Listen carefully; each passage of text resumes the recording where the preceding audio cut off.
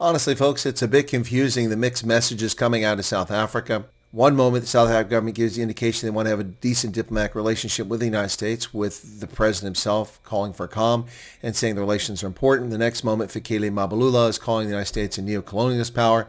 South African ambassador to the United States is running around saying that the president of the United States is the leader of a global white supremacist movement and that Americans are racist, and getting himself persona non grata kicked out of the country. The next moment, we've got another senior member saying, let's calm things down. A moment later, other senior members of the African National Congress just say the dumbest things. Members of the NEC like Zikalala saying idiotic things about America. Even Ramaphosa himself started the nonsense in his State of the Nation address in February when he said, we will not be bullied. So the message is all over the place, but most of the messages directed to the United States are rude and insulting, including that of Julius Malema, who threatened the life of President Donald Trump and Elon Musk, something that's certain that the Secret Service has taken note of. And perhaps I suspect that Julius Malema might not want to be taking international trips because most countries are extradition territories for the United States, and we have agreements with most countries. So what a foolish mistake in threatening the life of a sitting president. Not a good move. So it's difficult to say what's going on, but a voice of reason once again, this time former President Thabo Mbeki, the man who was tone deaf about HIV and is responsible for the deaths of over 500,000 South Africans because of his arrogance. But nonetheless, this time Mbeki is a voice of reason. Speaking to students at the University of South Africa, UNISA, in Pretoria on Friday, Mbeki said the post of ambassador has particular restrictions, conventions, which govern the behavior of diplomats. Of course, he's talking about Ebrahim Rasool, the fool who was sent home recently.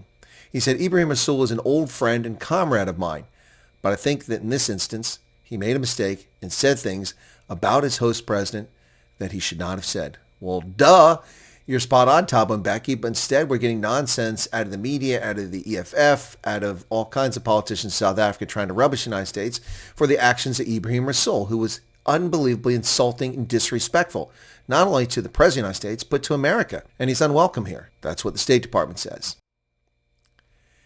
When I saw this and I saw the persona non grata, I was not surprised, says Thabo Mbeki. Of course you weren't, because you know that this is beyond the pale for diplomats and is not tolerable by any country. The United States has taken no aggressive action against South Africa. Ebrahim Rasool was the one with the aggression.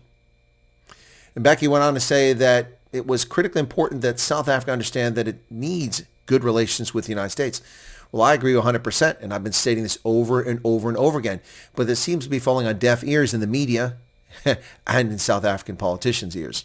Thabo Mbeki further reiterated that it was pivotal that this incident should not serve as an obstacle in restoring good relations with the U.S. So Ramaphosa is calling for good relations. Now Mbeki's calling for good relations, but unfortunately their subordinates are acting the fool. Further elaborating on the issue of the former ambassador to the United States, Mbeki said, I'm sure Ebrahim Rasool himself would recognize this. As a diplomat, you do not represent yourself. You cannot speak in your private capacity. There is no private capacity. That's what he told the students. Well, in fact, that's been my point all along. You are representing your nation. An ambassador is the direct representative of the head of the country. Whether it's the president or prime minister, really regardless, you're representing that person, you're representing that country, and you cannot say such things in public. Now, I've heard the most vile things spoken about my country, most of which have no truth to them whatsoever, by African diplomats in private settings in my tours across Africa. But you don't say these things in public. It's beyond the pale.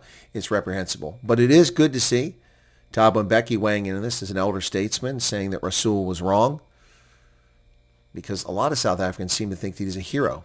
I don't know what planet they're living on, but Ebrahim Rasool's behavior was vile, repulsive, and undiplomatic, to say the least.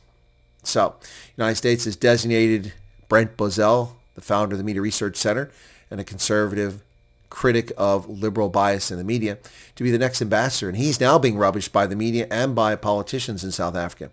The EFF has said that it's a declaration of war, an act of war, to send an ambassador to Pretoria. What kind of fools are these people? A special kind of fool? Perhaps. They definitely are fools. Perhaps they're a very special breed of fool with low intelligence quotient, because that's the only thing that explains their behavior. Why are you antagonizing the United States? Do you think you're getting something special from Brazil or other BRICS members? You're not. Not a good move. But Thabo Mbeki steps forward and makes the obvious statement, but it's necessary at this point for someone to turn down the temperature that is warming up the room to boiling. What say you, South Africa? What say you, America? Cheers.